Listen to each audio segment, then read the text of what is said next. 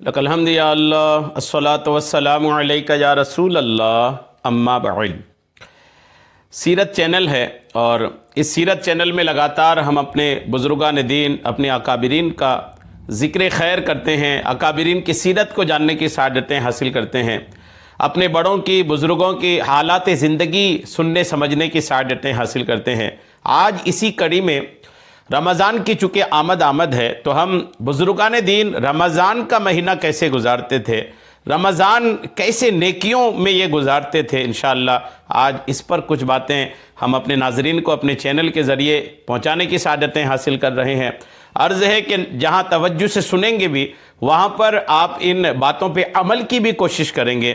بزرگان دین کی سیرت، بزرگان دین کے احوال و افکار، ان کی طرز زندگی سننے سمجھنے دیکھنے کا مطلب ہی یہی ہے کہ آپ اس کے مطابق اپنی زندگی کو ڈھالنے کی کوشش کریں۔ اگر بزرگوں کی حالات سنتے بس رہے، اپنی زندگی کو ان کے مطابق جینے کی کوشش نہیں کیے تو بزرگوں کا اتنا فیض نہیں ملے گا جتنا کہ ملنے کی امید ہے۔ آئیے بزرگان دین رمضان کیسے گزارتے تھے، رمضان کیسے نیکیوں والا مہینہ یہ بناتے تھے، آئیے توجہ کے ساتھ سنیے۔ رمضان نیکیوں والا مہینہ ہے ضرور، لیکن کیا سارے لوگ نیکیاں کما لیتے ہیں؟ بہت سارے لوگ نیکیوں والے اس مہینے میں بھی گناہوں کا بوجھ اپنے سر پہ چڑھا لیتے ہیں۔ تو انداز اپنا ہے، آپ اگر نیکیوں میں اپنی وقت کو گزاریں گے تو الحمدللہ رمضان آپ کے لیے نیکیوں کا مہینہ ہے۔ یہی رمضان اگر آپ گناہوں میں گزاریں گے تو پھر آپ گناہوں کا بہت بڑا بوجھ بھی اپنے سر پہ کھڑا کر لیں گے۔ بزرگان دین کیسا رمضان گزارتے تھے، آئیے توجہ سے سنیے۔ ہمارے امام اعظم ابو حنیفہ رحمۃ اللہ تعالی علیہ رمضان المبارک اور عید الفطر میں 62 قرآن پاک ختم کرتے۔ جی ہاں، رمضان اور عید الفطر ملا کر کے امام اعظم ابو حنیفہ رحمۃ اللہ علیہ 62 قرآن پاک ختم کرتے تھے۔ کیسے؟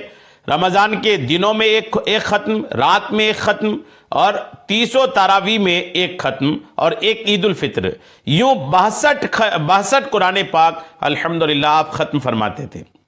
حضرت سیدنا اسود بن یزید رحمۃ اللہ علیہ رمضان المبارک کی 2 راتوں میں پورا قرآن پاک پڑھتے اور صرف مغرب اور عشاء کے درمیان آرام فرماتے تھے، اور رمضان المبارک کے علاوہ 6 راتوں میں ختم قرآن کیا کرتے تھے۔ یعنی یہ بزرگ رمضان کی 2 راتوں میں یعنی روزانہ 15 پارے قرآن پاک کی الحمدللہ تلاوت کرتے تھے۔ حضرت سیدنا قتادہ بن دمعہ رحمۃ اللہ تعالی علیہ رمضان کے علاوہ 7 راتوں میں 1 مرتبہ قرآن مجید ختم کیا کرتے تھے، اور رمضان المبارک میں 3 راتوں میں، اور رمضان المبارک کے آخری عشرے کی ہر رات 1 قرآن پاک ختم کیا کرتے تھے۔ الحمدللہ یہ باتیں الخیرات الحسان، الطبقات الکبریٰ اور دیگر کتابوں میں لکھی ہیں۔ حضرت سیدنا سعد بن ابراہیم زہری رحمۃ اللہ تعالی علیہ رمضان المبارک میں 21ویں، 23ویں، 25ویں، 27ویں اور 29ویں کو اس وقت تک افطار نہ کرتے جب تک قرآن کریم ختم نہ کر لیتے۔ جی ہاں، چونکہ یہ وہ تاریخیں ہیں جو شب قدر کی تاریخیں ہیں، تو ان تاریخوں میں خصوصی طور پر الحمدللہ یہ بزرگ رحمۃ اللہ تعالی علیہ قرآن پاک کی تلاوت کا اہتمام کرتے، مغرب اور عشاء کے درمیان اخروی معاملے میں غور و فکر کرتے رہتے، اور اکثر افطار کے وقت مساکین کو بلاتے تاکہ وہ بھی ان کے ساتھ افطار کریں۔ حضرت سیدنا امام شافعی رحمۃ اللہ تعالی علیہ ماہ رمضان میں نمازوں میں 60 قرآن پاک ختم کرتے تھے۔ 60 قرآن پاک ماہ رمضان میں ختم کرتے تھے۔ دیکھا آپ نے، ہمارے اسلاف، ہمارے بزرگان دین رمضان المبارک کی آمد کے ساتھ ہی عبادات میں مشغول ہو جاتے اور کثرت سے تلاوت قرآن کریم کرتے۔ کچھ روزانہ قرآن کریم ختم کرتے تو کچھ 2 دن 3 دن میں ختم قرآن کرتے، لیکن افسوس ہم ماہ رمضان کو بھی دوسرے مہینوں کی طرح غفلت میں گزار دیتے ہیں اور قرآن کریم کی تلاوت سے محروم رہتے ہیں، حالانکہ تلاوت قرآن اور ختم قرآن کے بہت سے فائدے ہیں۔ چنانچہ حضرت سیدنا ابراہیم تیمی رحمۃ اللہ تعالی علیہ فرماتے ہیں، جس نے دن کے ابتدائی حصے میں قرآن پاک ختم کیا، فرشتے شام تک اس کے لیے دعائیں کرتے رہتے ہیں، اور جس نے رات کے ابتدائی حصے میں قرآن پاک ختم کیا، فرشتے صبح تک اس کے لیے دعائیں کرتے رہتے ہیں۔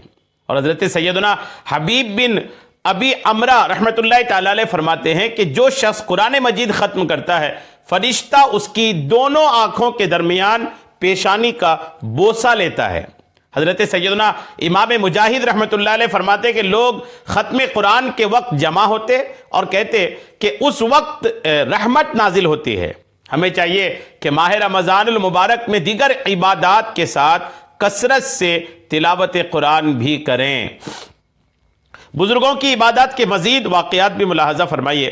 حضرت سیدنا عبداللہ بن ابو بکر رحمۃ اللہ علیہ فرماتے ہیں کہ ہم قیام رمضان سے واپس آتے تو خدام یعنی ملازمین سے جلد کھانا لانے کو کہتے، اس خوف سے کہ کہیں فجر طلوع نہ ہو جائے، یعنی رات بھر اللہ کی عبادت میں گزارتے اور عین سحری کا وقت ختم ہونے میں جب کچھ ہی وقت باقی رہتا اس وقت اپنے گھروں میں آ کر اگلے دن کے لیے اگلے روزے کے لیے سحری کھاتے تھے۔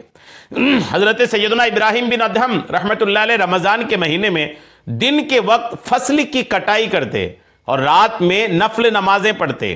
آپ رحمۃ اللہ علیہ نے رمضان المبارک کے 30 دن یوں گزارے کہ نہ رات کو سوتے نہ دن کو۔ ریاضت کے یہی دن ہیں، بڑھاپے میں کہاں ہمت، جو کچھ کرنا ہو اب کر لو، ابھی نوری جواں تم ہو۔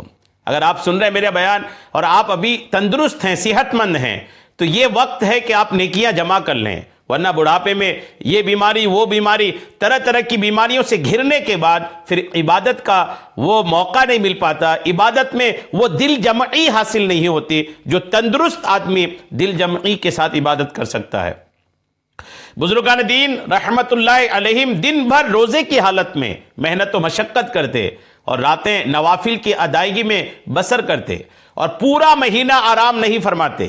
اس سے ان لوگوں کو درس عبرت حاصل کرنا چاہیے جو کبھی گرمی کی شدت کا بہانہ بنا کر رمضان کے روزے چھوڑتے ہیں تو کبھی کاروبار اور کمزوری کا بہانہ بنا کر تراویح نہیں پڑھتے۔ حالانکہ ہمارے اسلاف، ہمارے بزرگان دین ماہ رمضان کو عبادت اور رب کریم کی اطاعت و فرما برداری میں گزارتے، کبھی ساری رات قرآن کریم کی تلاوت کرتے تو کبھی ساری رات نوافل کی ادائیگی میں بسر کرتے، کبھی ساری رات توبہ و استغفار کرتے تو کبھی فکر آخرت کے بارے میں سوچ کر ساری رات آنسو بہاتے اور اپنی عبادات کی قبولیت کے لیے خوب دعائیں کرتے۔ ایک بزرگ رحمت اللہ علیہ بیان کرتے ہیں کہ پہلے کے بزرگان دین رحمت اللہ تعالی علیہم 6 مہینے دعا کرتے تھے کہ یا اللہ ہمیں رمضان نصیب فرما، اور پھر رمضان کے بعد 6 مہینے یہ دعا کرتے کہ یا اللہ ہماری ماہ رمضان کی عبادتیں قبول فرما، یعنی پورا سال رمضان کرتے گزار دیتے تھے۔ 6 سال رمضان کے ملنے کی دعا، اور جب رمضان مل گیا تو اس کے بعد 6 مہینہ رمضان ملنے کی دعا، اور جب رمضان گزر گیا تو 6 مہینے تک رمضان کی عبادت کے قبول ہونے کی دعا کرتے کرتے یہ بزرگان دین گزار دیتے تھے۔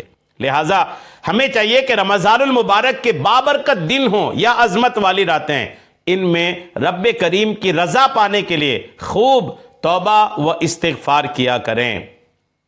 آ گیا رمضان، عبادت پر کمر اب باندھ لو، فیض لے لو جلد کے دن 30 کا مہمان ہے۔ بہرحال یہ بزرگان دین کے قرآن پاک کی تلاوت اور عبادت کے انداز کو ہم نے آپ کو پیش کیا ہے۔